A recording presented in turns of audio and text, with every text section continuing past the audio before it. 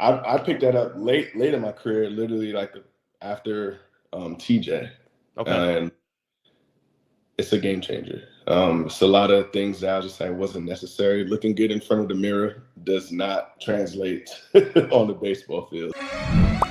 Arteaga drives one to center. Miller hustling over. Diving catch by Ian Miller. A great catch. Yes, sir. 3, 2, 1. Hello, everybody. Welcome back to another episode of the 9-Hole Podcast. This is your host, Ian Miller. Man, I've been fortunate enough to have players, coaches, baseball brands on here that have influenced my career and kind of put a positive spin on baseball. And today is no different. I am joined by ex-Major League center fielder, pitcher, and overall just great human being, awesome athlete, James Jones. JJ, what is going on, brother? How are you doing? I'm good, man. Blessed to be on the show with you, man. Finally circle back. Dude, man, it is a pleasure to have you here, man. It's awesome to have you here. Obviously, your story is extremely unique. So here on the 9-Hole Podcast, man, I just try to give insight, information to the next generation of 9-hole hitters, just kind of stuff, tidbits, insight, unique experiences that I wish I had when I was their age, when I was in their position. Obviously, dude, I was a walk-on in college at Wagner College. You have experience out that way. You grinded through the Northeast, right? You were a pitcher and an outfielder at LIU Brooklyn. We'll touch on that a little bit. You grinded through the minor leagues. You made it to the big leagues, dude. So I just wanted to ask you some questions about your journey, about your story, and kind of just, peel back the cover a little bit. Show these young men that, dude, you don't have to be a first rounder, right? You don't have to be an SEC 6'8", throwing 105, right? Kind of type of dude, and have every opportunity thrown at you to, make it to where you're going, dude. Does that sound cool? Are you cool with that? I'm cool with that, man. I'm with it. I love it, brother. So you obviously are from the New York area, right? Reading some stuff about, pretty close to home, right? You ended up at LIU Brooklyn, dude. Can you walk me through that a little bit? How'd you get there, man? What was high school like for you, dude? What was the whole baseball grind like for you before you got to LIU Brooklyn? I mean, I started out at a school right near the Brooklyn Bridge, the Weston House. I know it sounds weird, but I end up quitting that team after a couple games. Really? It wasn't a good experience. Just the whole format. Once I heard that he wanted me to pitch every other game, I was kind of like, this ain't softball. Whoa. So those are red flags for me.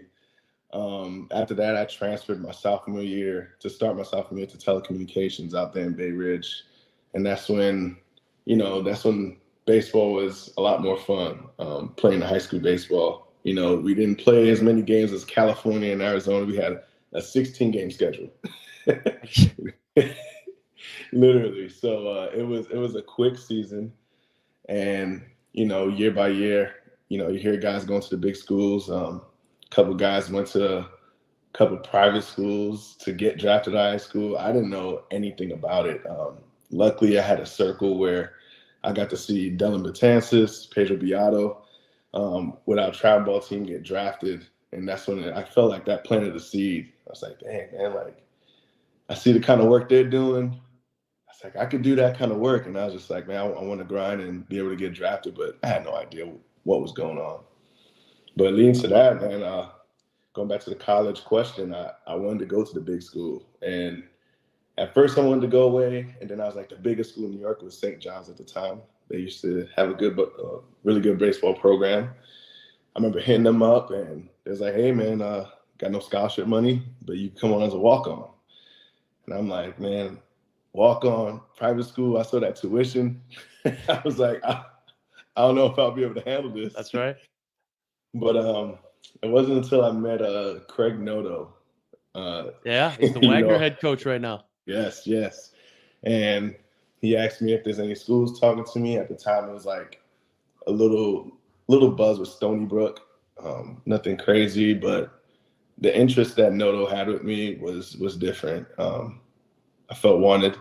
Felt like he had his best intentions for me, and I'm super thankful to this day that he did that. But yeah, I committed to them early and went on about my way to LIU Brooklyn. Dude, that's fantastic. So when you were in high school, obviously, I know you transitioned maybe to another school. I have a specific question for you from somebody in my audience. So I obviously put up on my Instagram, dude, I'm going to be having James Jones on here. I had a specific question from a left-handed pitcher who is 15, who is a bigger guy. He's 6'5" as a 15-year-old sophomore. Dude, so what came first for you when you were right around that age? So before you got to college, obviously, you're a big time athlete, right? You can play the outfield wherever, but you're also pitching. Yeah. So what came first for you when you were pitching at that age? Was it the velo? Was it the command? And how did that come about? The velo came late. Really? Yeah, the velo came late. Leaving telecommunications, maybe top 85. Really? Around there. It was more command. I had a pretty good changeup and curveball at the time. Just to let y'all know, I went into college my freshman year like 155. I was 6'2", 155. Noto used to make fun of me. That was the thing. Like, it was like, man, you need to eat. And I'm like, I do eat. Were you focused on, okay, so the velo came later. So he specifically, his name's Jack, dude. He wanted me to ask you, like, he is not specifically lifting heavy weight, right? He's still developing. He's focusing on, some lower weight, but he is also, stretching. He wants the flexibility and stuff. Did that play a big part kind of into your game as you kept maturing, but specifically, when you were young? Yeah, I mean, that's where he's even at now with the game. I kind of went off and started lifting weight like a bodybuilder, and Okay. that caused a lot of problems, which I would not advise. I get it. But the mobility and the body awareness, I mean, that's the major key. Strengthening the shoulder, the rotator cuff, keeping the forearms and the grip strength up. They have programs out there that I love now, like with armcare.com with the crossover symmetry. What's cool is they take the guessing out. You have the device to test your strength, internal, external rotation. It runs you through the whole app. And what you do is it builds it up. And you would test your strength after you finish throwing to see where it's declined. So I picked that up late in my career, literally like after TJ. Okay. And it's a game changer. It's a lot of things that I was just like wasn't necessary. Looking good in front of the mirror does not translate on the baseball field. Dude, okay, that's big too, especially if you are throwing a ball for a living, right? Yeah. Dude, I 100% get that. So you make your way to LIU Brooklyn, and Yeah. obviously, like you are growing still. You said you came in, you're 155 pounds, dude. Do you have any inclination? Obviously, you got drafted as an outfielder. Man, you're still pitching though. Do you have any inclination, like at this point? Are you like, dude, I can maybe see myself going to the league as a pitcher or more of an outfielder? Like, when did that start coming into play, dude? What was that process like? It was honestly, freshman year was a pretty good year. It was all right year. Sophomore year was okay. It wasn't until Craig Noto and Don Maines, the head coach at the time, recommended I go to the Summer League, the Northwoods League. And I've never been away from home. Now on my own, not for that extended period of time. Their big motto at the time was, I think it was, I want to say 60 games in 64 days or something like that. So I just looked past that. I would just play every day. But the thing is, I'm like, in college, you're playing 4 games a week. You got all these off days. It was different. It gave me a taste of pro ball before I even got to it. But after that, that's when I saw like the velo jump, playing against really good competition. I'm in my first game there. I think I had the hat trick, man. I struck out 3 times. Guys are throwing like low 90s, mid 90s EV. it was literally, I was like, I don't know if I could do this. Dude, I get it. Coming from the Northeast, like you don't see velo like that. Nowadays, it's a little different, right? But dude, back then. No, it was crazy. And, getting my feet wet with that. And then as the summer went on, started getting into the routine of it, was still hitting, but pitching, man, I don't know what happened. I mean, I feel like it's just all the work I've done in the past, it finally started to show fruit.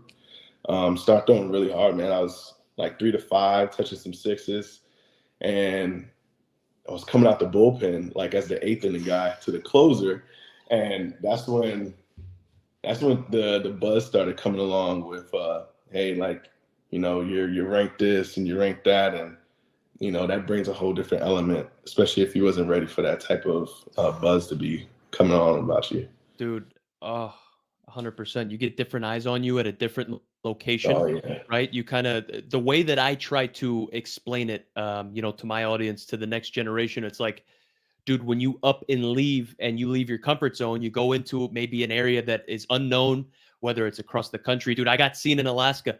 I wasn't going to get seen at Wagner College, right?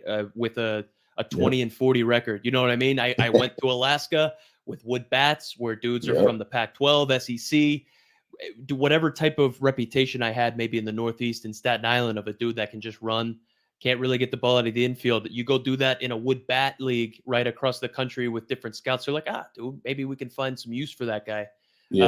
Dude, so you get some buzz created around you. Obviously, you're throwing mid-9s from the left, bro, and you're putting up solid numbers in a top collegiate wood bat league. Going into the draft year, are you nervous? I mean, obviously, dude, you were the number 1 ranked prospect in New York and number 30 at the collegiate level going in there.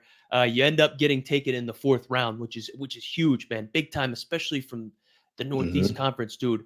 Were you nervous at all going in there? Was that playing in the back of your mind? Obviously, as you grind through the minor leagues, that starts creeping in. Dude, I'm getting close. Like, is it obviously, how'd you deal with that? Man, to be honest, it was nerve-wracking. I won't say like, I was cool, calm, and collected. The environment, especially at LIU, I feel this. I mean, you've been there. It's small, the LIU Brooklyn field. They had scouts behind home plate, the catcher underneath, right? And literally, the backstop behind the catcher is no more than 5 feet away. It's a chain link fence. So, like, you see a group of 15, 20 scouts all raising the gun every time you throw up, and it's just like, man, you know what? Like, my focus, it got off track where I just wanted to light the gun up rather than compete against the guys in the box. Love it. It's funny because that my junior year was my worst pitching year, but I knew no one was really looking at me as an outfielder at the time, and that was my best offensive year. Funny how that works, huh? So it was like, it was nuts, man. I mean, going into pro workouts, I just threw a bullpen and left. And then Seattle was the only one where they're like, hey, we don't want to see you throw a bullpen. Kind of seeing what you had there. We want to see you hit. And I was like, really? All right. Let's go. Let's do this. But yeah, man, it's definitely nerve-wracking. I would recommend anyone that has a little buzz about them just having a circle that they could actually express how they're feeling. At the time, I didn't have no one to really hold my hand through it. It was just more of like, man, how you doing out there? How's the game? And, Noto, he did a good job. Like, hey, man, you got to stay focused. Like, he was on me. My strength coach was on me. But having a group of people where you can be transparent and be like, hey, man, I'm freaking out. Being able to have that kind of circle is big. Big time, man. I love it, dude. So you get drafted 4th round by the Mariners, dude, 2009. As an outfielder, as a center fielder, man, you then are just propelled into the minor league life. And regardless of how you prepare, regardless of what you know, like, dude, it is a different animal. Obviously, the game has changed a little bit. You can start making a little bit of money in the minor leagues. But, dude, back when we were grinding through the minor leagues, it's like whatever you got is your signing bonus. Like, you better stack those chips and hoard that for a little bit, because you're going to have to get through the next 4 to 7 years, depending on what your status is, to get you through everything, dude. So what was like, what was that transition like, from, LIU Brooklyn, being a hometown hero, dude, making stuff happen in your home state, and then being like thrust into the minor leagues? Dude, it's different, man. You go from being like, oh, you're the best guy to like, oh, here's another top dude in his state. Here's another top dude on his team. Here's your first rounder over here. It was different, man. And it's funny because like at the time, if you would have told me, who's the first rounder, I wouldn't have been able to tell. Oh, Because I was just like, I mean, this guy's still 95. This guy, every swinging BP is over the hitter's eye. I'm like, oh, that's the first round. It's like, oh no, he's 30th round. Oh no, he's a nobody. It was like, he's like, yeah, he's not even on the top prospect list. I'm like, that dude looks great. I love that.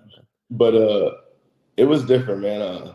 I felt like the Northwoods League prepared me for that, the amount of games.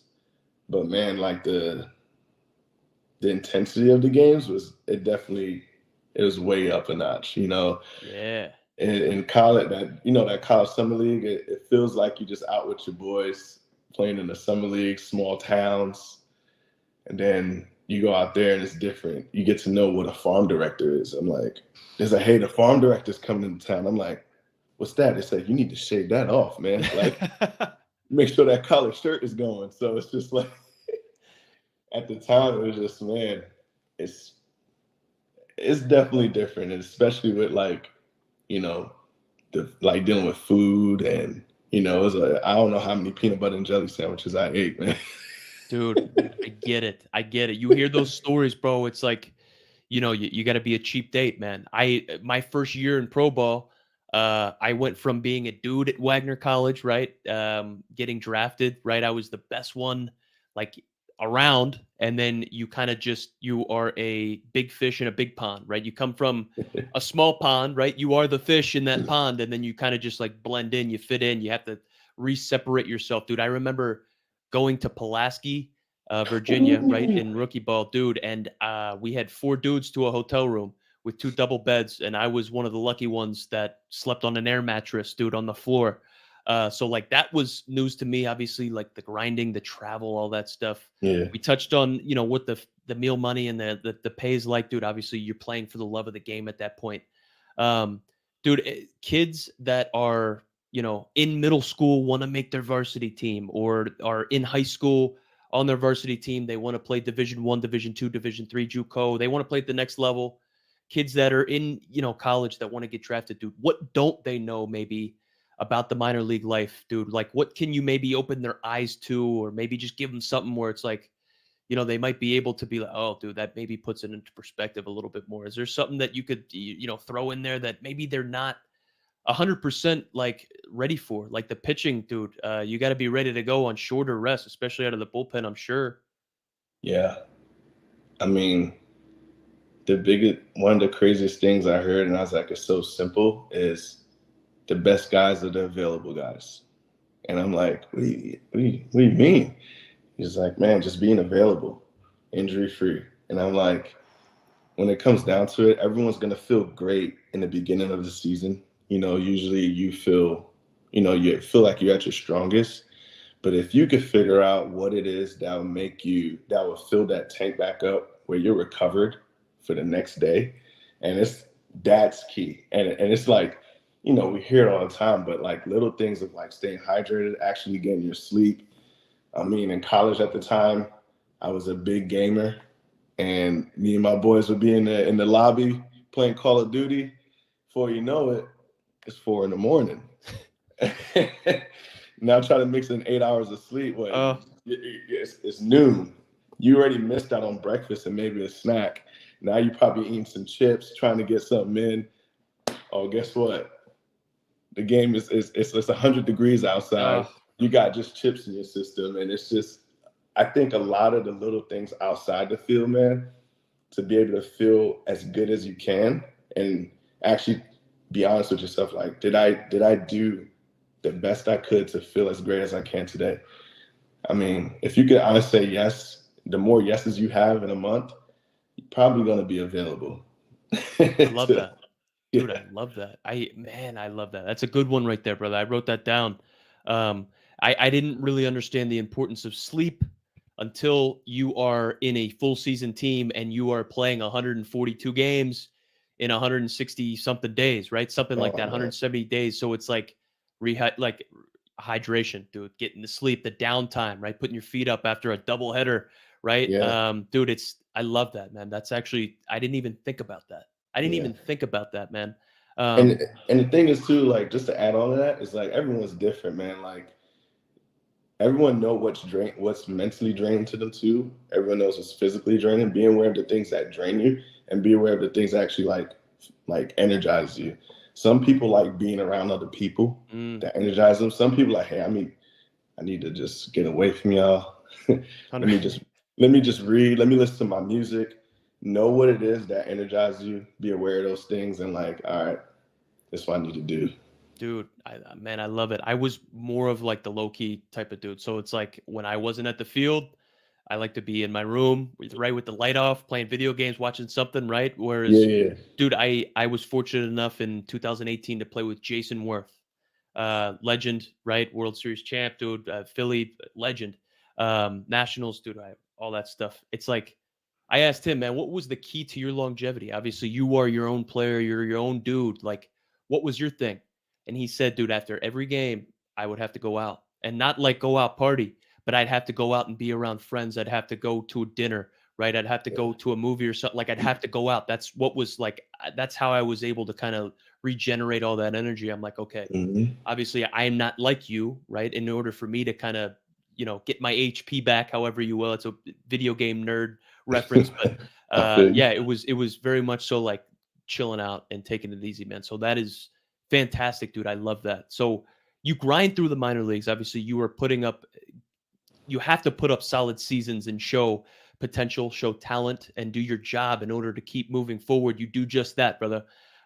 You get to the big leagues, dude. Uh, 2014, dude, you get a fantastic chance up there, and you make the most of it. You kill it. Before I get ahead of myself, I wanted to ask you, man, did you have a cool call up story, dude? Like me, I didn't.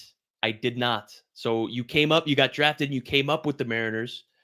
Yeah. You might have those relationships with certain guys or managers or front office people. Did you have a cool call up story? Was it you can make a movie about it? I mean, I'm gonna be vulnerable right now. Man, I was actually using the bathroom at the time. No, And no way. I get a call from the manager. He's just like, "Hey, man, what are you doing?" I'm like, "In the bathroom, man." He's just like, "Okay. I need you to come get your bags. You're going to the big leagues." Let's go. And like literally, like I felt like everything just was on mute. I know he was saying something else, but I was just literally sitting there like, man, I gotta go.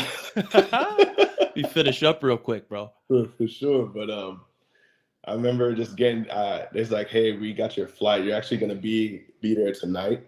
Club, you already packed your stuff. It's literally gonna be get in the parking lot, grab your stuff, and we're gonna head you to the airport. And dude, it was so fast.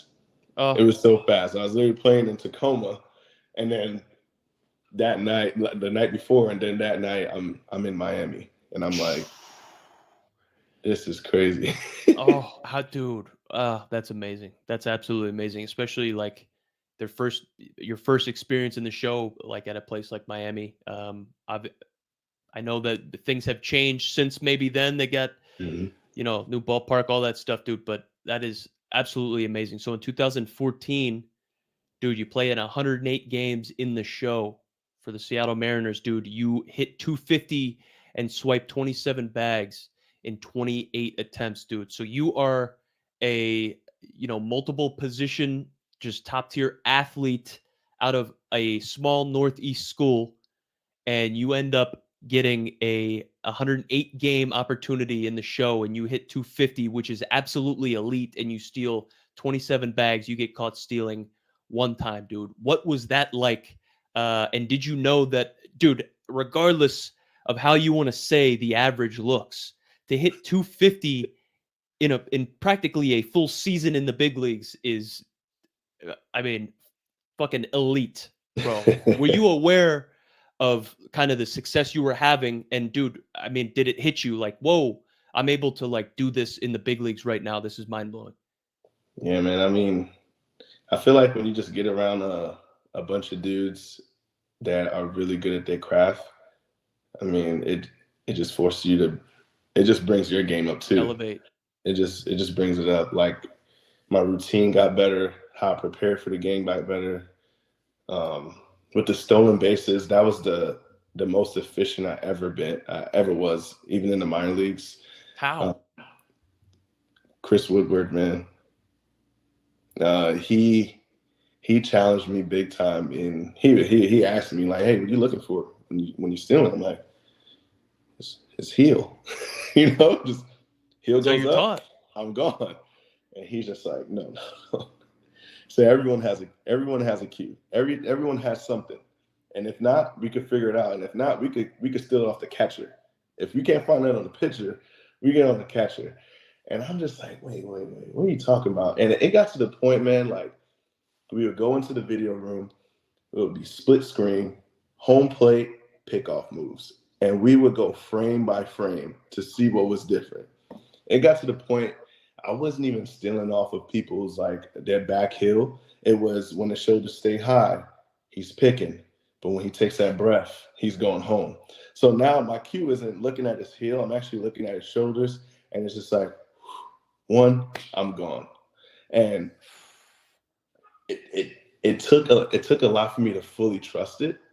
Because the first time I did it is, in the back of your head, it's like, got kind of lucky, man. You don't want to make a mistake. He could have picked right there. And then when you see it, it's just like, wow. And then what blew my mind was even like, he's like, hey, I got nothing on this pitcher, but that catcher. And he's like, look how he sets up. Left, right, sit, fastball. Left, right, sit, fastball, sit, split, or off speed. And he's like, it's different things the catcher does to prepare for a pitch.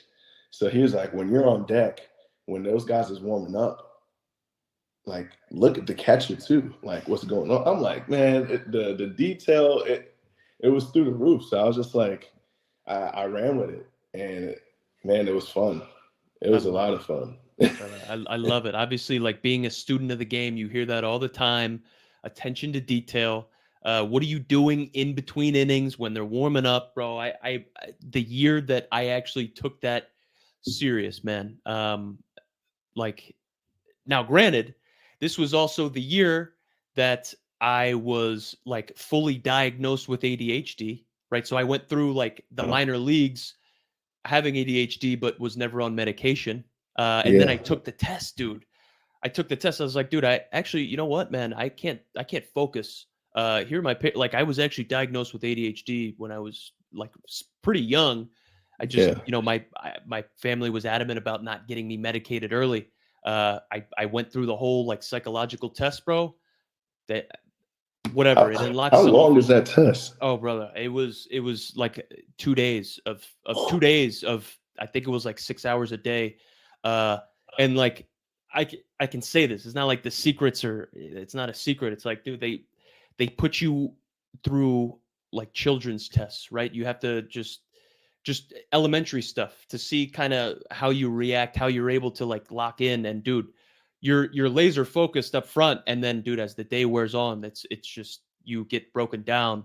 And I'll never like forget this, bro. They put you in a wheelie chair, and a chair that rotates. And dude, it really comes down to like, can you sit still? And I didn't know that until afterwards, bro. I didn't know that until afterwards. And they're like, dude, a telltale sign is like how you move in your chair, right? So like ADD and ADHD are different.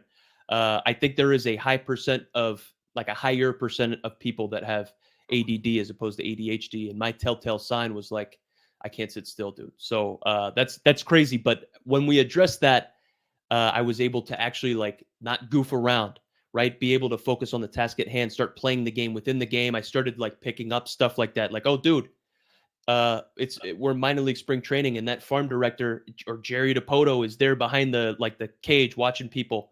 And I'm watching this pitcher that throws 100, not throwing anything other than a fastball, like in warm up. So like, what okay, he's not going to be throwing an off-speed pitch to me like here in this game. So, Yeah. and I get up there. This is just like an instance that I remember off a dude that played in the big leagues, hit a home run off him, dude throwing 100 miles an hour. That I have no business doing that, but like I paid attention to what he's doing in warm-ups. You know what I mean? And like obviously the technology in the big leagues, that's crazy. So having those telltale signs, dude, it's unbelievable, man. That's fantastic. And the being a student of the game, I absolutely love it, dude. So 2014, man, you made Mariners history, right?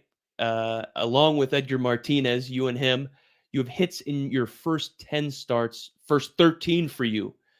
Just to add to that 2014, you have 2015, bro. You get traded to the Rangers for some names, right? So I believe Kivlahan Wilhelmsen was in that trade, dude, the bartender. Man, what was that process like, brother? Being traded and having to just like uproot what you know where you know it, and move locker rooms, move over to a somewhere else, dude. What's that like starting over? Man, it was weird. Actually, I got traded while I was playing winter ball in Venezuela, and our strength coach, remember Mendoza? Yes. He was out there with us, and he's like, "Hey, man, you check your phone?" And I'm like, "No, for what?" I was like, "I don't have the service out here. If we have Wi-Fi, I could check it, but I'm not trying to, I'm not no trying roaming to out there, brother." Yeah. He's like, "Hey, you should really check your phone." I'm like, "Right now? I'm about to warm up." He's like, "Check your phone." It's like, "All right." I don't see anything. I was like, "No, let me just Google my name, see what happens." And sure enough, it pops up. Been traded 3 for 2. That's how you found out you got traded? Yeah, I was literally about to play in the game. So I'm like, I'm playing outfield at the time over there in Venezuela, and I'm like, dang, like I'm with Texas Rangers. And then the next day, a Ranger scout comes up to me. It's like, "Hey, on behalf of Texas Rangers, want to welcome to the family, this and this." And I was just like, "All right, cool." And sure enough, finally, I get like one of my voicemails come in because I don't have service. I don't have service or anything like that. And I think I FaceTime audioed Depoto at the time. When he came. Audio. Wow. Because WhatsApp wasn't working. Everything was just down. So it's just like, man. And then finally I got back into the States. I saw all the messages and stuff like that. So I love it. Dude, that's crazy. That is wild. Absolutely crazy right there, bro. So 2016, you were obviously playing. You're grinding with the Rangers, man. Dude, you start transitioning kind of in the maybe the back of that season into pitching. Yeah. Dude, what was that like, and whose idea was that? Who brought it about to you, dude? And were you kind of hesitant to do it? Were you all in on it? Was it your idea? Can you walk me through that a little bit? It was my idea, man. Really? I was hesitant. Yeah. To backtrack, in high with the Mariners, I was asked to transition.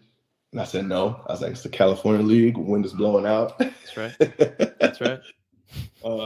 I was asked again sometime, maybe like 2 years later. Maybe I was in AA.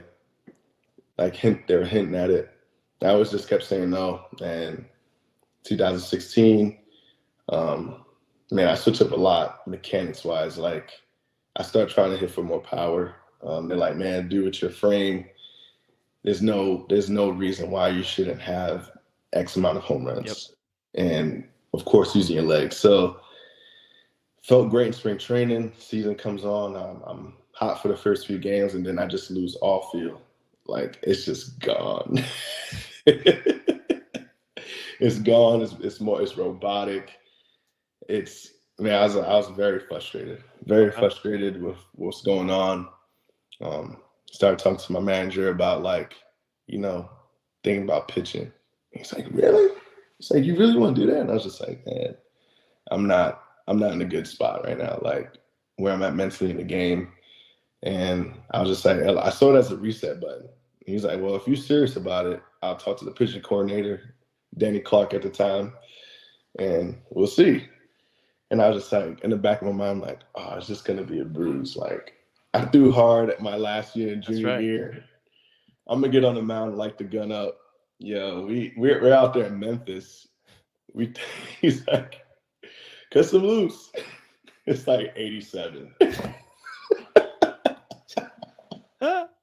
Yeah, and I'm like, I'm confused, man, because I'm letting it go. I'm trying to make it look like I'm throwing easy, but it's full intent inside. 87, dude. Oh So my I'm like, goodness. and he's just like, all right. He's like, hey, don't worry about it, man. Like he said, you got to build your arm up. Like it was no problem for him. He was just looking Really? at how it's moving. He was just like, just want to see the bullpen, just want to see how you move. He's like, hey, man, like finish out the first half, position player. You go to AZ to build up, and we'll go from there. And like the plan was to be like every level for like 15 days. Man, I didn't even make it out the second half of it, man. I already blew my elbow out. Really? Dude, Yeah. so what? Okay, man, that's tough. That's tough. So that's the Tommy John that you were alluding to, bro. Yeah. So when you are transitioning, like before that, so you're going to go to AZ and start like building back up and focusing in on that. You said, man, you get on the mound, you throw 87. They just wanted to check you out. How do you build up to try to like get to game ready, dude? Is that long toss? Would you recommend long tossing? And how did you blow out? How would you maybe prevent that? Man, to be honest, I mean, Keith Meister is my surgeon. I felt something during the bullpen, but didn't think anything of it. It was like a little tug, nothing crazy. And I was like, that felt weird. But it, just kept on. But I realized day after day, I just didn't recover. It got to the point where I didn't want to throw off speed. And I was like, I don't know about this.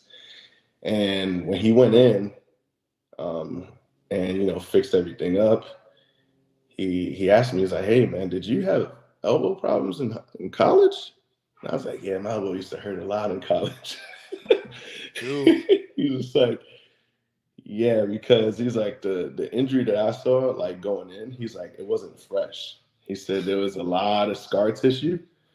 And he's like, I think you just finally completed it, kind of thing. And I was just like, oh, so that's why my elbow was hurting in college. Oh my gosh, dude, throwing mid-9s with a just probably partially torn or just damaged UCL, bro. Just let it eat. Just put ice on it, which is ice and stim, dude. With ice and stim, which is like counterintuitive. Once I get into pro ball, it's like, yeah, man, ice just slows up the healing process. I'm like, wait, what? What? Oh my gosh, bro. So you obviously yeah, man. Okay, so you get Tommy John surgery. What is the surgery like? What's the recovery process like? And what's the process to get back on the field, dude? I'm sure like it's a physical grind as much as it is a mental grind. One thing, bro. You're an athlete. You're a top tier athlete. You're a Major League Baseball player, and now you're building back up. And like you've known baseball your whole life, bro, and now it's like you can't play it, man. What is that whole process like trying to get back on the field? Man, it was tedious. I didn't realize like how monotonous it was going to be, especially the first part, like say like the first 3 months, because you're still in your brace. Dude, it was one thing I was confused about was that, you get knocked out, you wake up with the brace, and you're like, all right, I guess I'm gonna go home. And they're like, no, you're going to rehab right now. Like right out of surgery, I went straight into the athletic training room, and I'm like, so what are we doing now? And it's like, yeah, we're just gonna do some wrist exercises, move it around. I was like, right now. And it's like, oh yeah, with the decisions and everything. Right now. Did they get in your wrist and take it? Yeah. Yep, they took it. And man, like the first 3 months, it's just like we laugh because it's like you become friends with the wall because there's a lot of ISOs on the wall, pushing against the wall, pushing in, external rotation, and literally like your rehab is probably done in like an hour. And rehab start like at 7. So it's 8, and they're like, all right. Whole day's yours. You're in AZ, you're from New York, and like you have nobody out here, but dude, you're done. It's 8:00 in the morning. Have at it. Have a good day. Like, whoa, what am I supposed to do? So it was just, man, it's very monotonous. I mean, all the different phases. It goes from can't wait till I get the brace off to I can't wait till I touch my shoulder again to like, oh, I can't wait till I get my first throw. And it's, man, like, if I had to go back, I'll be more present because I was always on to the next. Like, once I hit that milestone, I was like, I can't wait till I start throwing off the mound. And it was just like, I never really, to be honest, was in the moment and like, hey, this is where I'm at. Take it all in. But it was always thinking about the next. Dude, that's something that, like, right now I have a 9-month-old daughter, and I'm trying to be an absolute savage with the podcast game in my business life, right? Starting a business, and I'm just trying to, like, I wake up at 5 a.m. to try to grind through some stuff, but like I trying to be present and just trying to be like where my feet are, right? The Mariners instilled the embrace your grass, right? It's just be where you're at. That's something that even now I'm looking back at my career and it's like my 2 for 4 games or my 0 for 4 games. Like you're automatically thinking about tomorrow. What do I need to do? It's like, dude, you're never truly in the moment, right? You're in the outfield. You're in at the time Safeco Field, right? It's T-Mobile now. So you're like, man, I'm playing in front of 20, 30, 40, 50,000 fans. And I just, I got 2 bags today, 2 stolen bases, 2 hits, but you're already thinking about the next AB. Maybe you don't even have time to think about like where you're at, dude. Like that's incredible, man. Especially with the rehab process, bro. What? For sure. Oof. So, dude, you get back, man, again, I'm here with James Jones, JJ. I'm insanely grateful for your time, bro. A couple more questions I got for you, man. I thank you for all this, dude. So, dude, you get back 2018 and on, right? You get back on the mound, you get acclimated, dude. You're finding success, putting up solid, dude, solid years, like and above average years on the mound, dude. What changed? So, what changed from like trying to find it and then going through that grind of like rehab, building it all back up? You get back on the mound and you're putting up solid years, above average years, and you're finding success, bro. What changed? Was it a mechanical thing? Was it maybe a physical thing? Was it a mental thing? Dude, walk me through that. Man, to be honest, like what I alluded to earlier, when you surround yourself with people that are just really good at their craft, it elevates you. And I remember my wife is from California. We was just like, we're going to spend our off season there, but I have nowhere to train. I was just like, I don't know what to do. And I asked one of my teammates, and he just said, hey man, if you're going to be in Southern California, go check out BIMO Elite Athletics. I was like, BIMO? You talking about Joe BIMO? And I was like, yeah, I played with him. He's just like, oh, he has a spot down there in Southern California. It's in Redondo Beach. No, not Redondo Beach. El Segundo. Okay. It's in that area. And he's just like, yo, just try it out. It's kind of like Driveline, but he puts his own little taste to it. And I was just like, man, I played with Joe, and he was just a solid dude. He took care of business. There's a reason why he has 10 plus years in the big leagues. No kidding. And I went out there, reached out to him. He said, yeah, man, come through. He said, I'd like to see you throw a bullpen just to see you. And man, like, I remember the first bullpen, he was just like, dude, you move terrible. I love that, bro. Give it to you straight. He's blunt. He's straight blunt. He's just like, but he's like, I'm gonna get you right up. I love that, bro. And I picked his brain all off season. Got me strong. Got me moving well. Big on recovery. Big on recovery. Really? I mean, he had everything there. He had like the Normatex and so forth. But even like, you see him, he's crushing water. He's eating these good food. He's eating good nutrition. And, he's, at the time, this is before he came back to go to San Diego again. He was retired. But he's like, man, he's still throwing. He's stronger than everyone in here. He moves better than everyone in here. And I'm like, and the IQ is there. So I'm like, dang, man, just getting as much info from him, the mindset, literally that next year was my best year pitching. I love that. That whole system that he has going on over there is It's elite. Buy more elite. So. I love it. I love it, dude. I've seen some of his videos, dude. Back in the day, haven't checked his stuff out recently, but just he's huge, tatted, throwing hard from the left. Like, dude, I love it. I love it. Obviously, knew who he was. That's big time. You surround yourself with people that may be better than you or have more experience than you. You have no choice but to kind of elevate who you are and what you can do to kind of fit your surroundings, right? You always hear this stuff like, you are who you hang out with the most. So if you are the sum of the 5 people that you're around the most, right? You surround yourself with people that are like-minded, man, you'll kind of mesh with them. I love that, dude. So you've been around baseball for a long time. You've experienced the big leagues in the outfield, right? You've experienced almost every single level. Pitching, dude, which one? Let's settle this debate here. So this is somebody that actually knows what they're talking about, brother. Which one is tougher to do?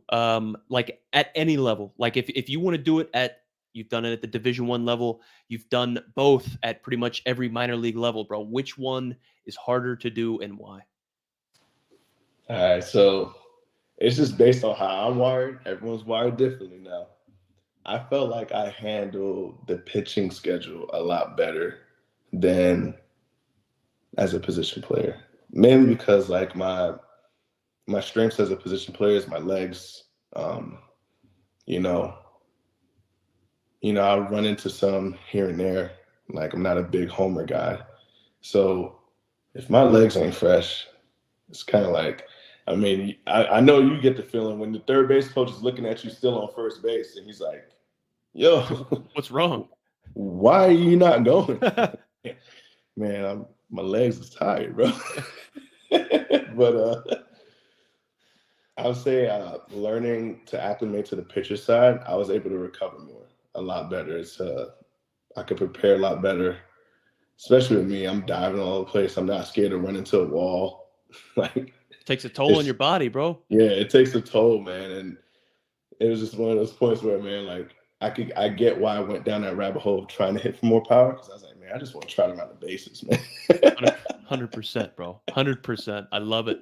Dude, being a speed guy's tough. You got to bring the energy. You got to bring the noise every single day. And if you struggle with the bat, you're supposed to be able to make up for it in other ways and be able to do stuff on the field that other people can't do. So I get it. Obviously, I don't get the pitching aspect of it. That's absurd being able to do both at a high level. JJ, again, appreciative of your time. I got 3 more questions for you, dude. Thank you for spending time with us here at the 9-Hole Podcast, dude. So, man, tips for the next generation, dude. So pitchers specifically that are coming up, rising through the ranks, man, would you recommend long toss, utilizing long toss, maybe like stretching it out as a way to increase arm strength, increase, what you're able to do on the mound? Maybe, does that help build the velo up? Is that something that you would recommend to the next generation if they're not already incorporating that into their routine and kind of daily schedule? I wouldn't say like necessarily it's a long toss. I would just say the biggest thing is body awareness, being able to move well. Because if you don't have access to different ranges, you won't have access to the velo you're searching for. Some of the stuff I've been messing around with, like, it's a trend now, especially with pitching. A lot of people's doing kind of like javelin type workouts. I've seen that. So I've been doing like mobility ability, and it's pretty much being able to, get a little spinal flow, being able to hit different points in movement. So when you go throw a baseball, you can actually hit those, because I've seen a guy that could bench 315 throw 100, and I've seen a guy that can't do 10 push-ups throw 100. So it's not the strength kind of thing. I'm like, which one is it? Because I've seen really strong guys and really weak guys in the weight room that throw absolute noise. It doesn't translate. And the biggest thing is they know how to move well within what their body could do. Because you got so many different body types. So it's just, I'm saying, gaining access, as much access that you can with your body, and man, just variations. I think being athletic while you're throwing is a big thing. Like, I feel like doing mound work is key, and flat grounds, it's like we throw on a mound. So if you want to get your feels, go on a mound. Like, rather than throwing flat grounds all the time and then you wait until you get in the game, it's like, this feels weird. 100%, dude. 100%. I love that. How about dude, were you kind of, did you utilize the flat grounds a lot? Obviously, you see the drive line and stuff. Like, were you able to implement that at all? I know, you just touched on the javelin type stuff, but the drive line's a wave now, bro. Yeah. I've dabbled with all of it.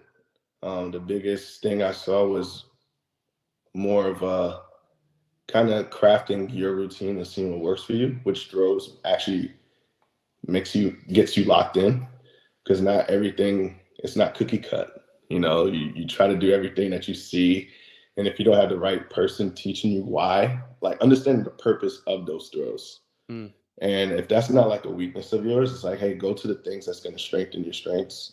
And of course, it's going to elevate your weakness. But man, I've tried all the drive line, and I mean, going to the Dodgers org for that 1 year last year, it was unreal. How they thought about movement, how they had their strength and conditioning was like one with the athletic training. And man, they did a ton of mound work. And it broke my myth, because it was just like, I don't want to throw off the mound too much because I'm gonna be tired. Like, it's just like, no, even if it's slow, even if it's 50% effort, like, make the mound your home.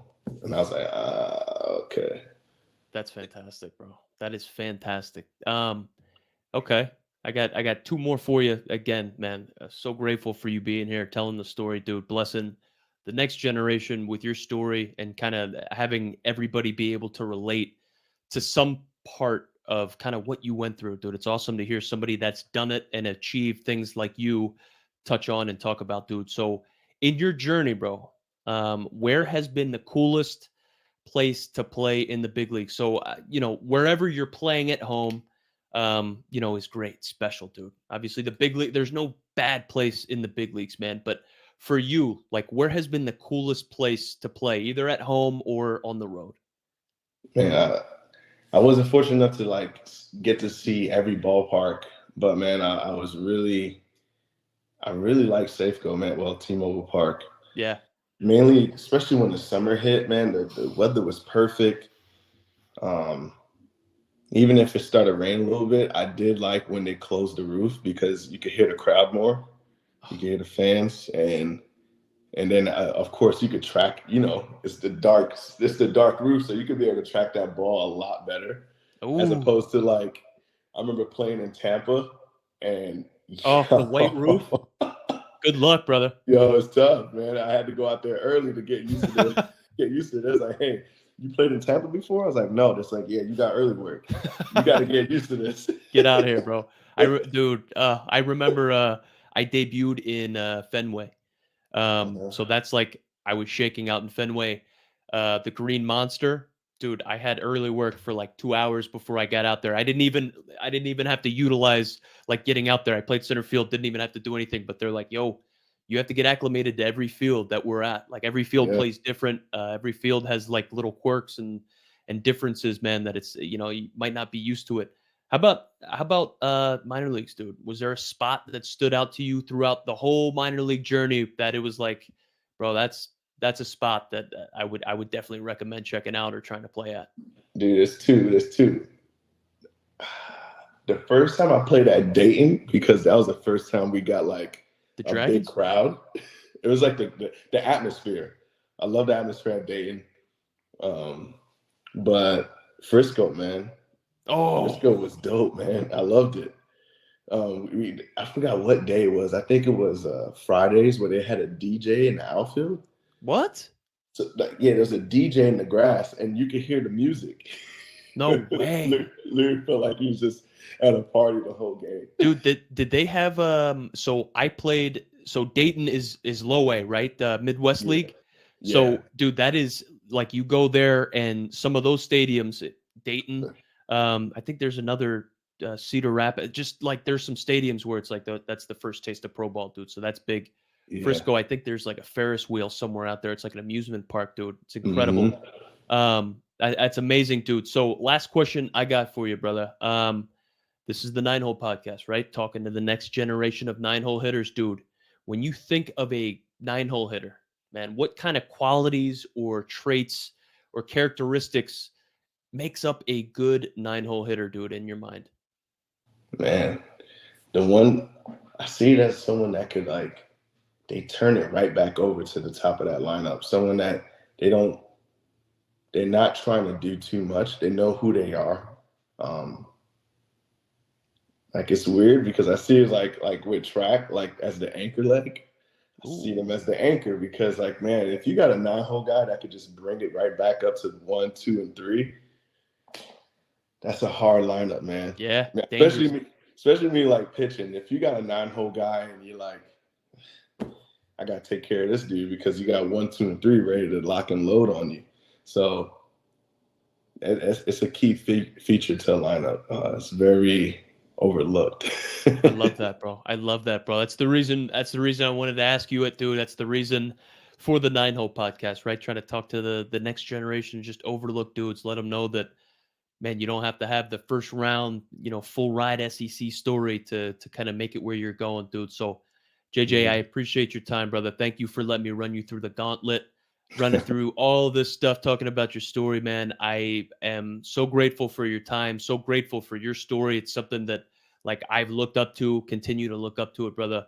It is an honor to have you on here, and I'm looking forward to seeing what's next. Obviously, we touched on it a little bit before we hit record. You aren't with a team right now, but you are staying ready, kind of figuring out what's next.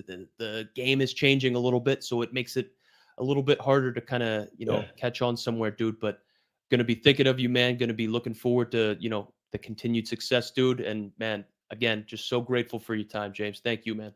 No problem. Thanks for having me on, man. Absolutely. Everybody, thank you for your time. We will catch you back on here next week. Take care, guys.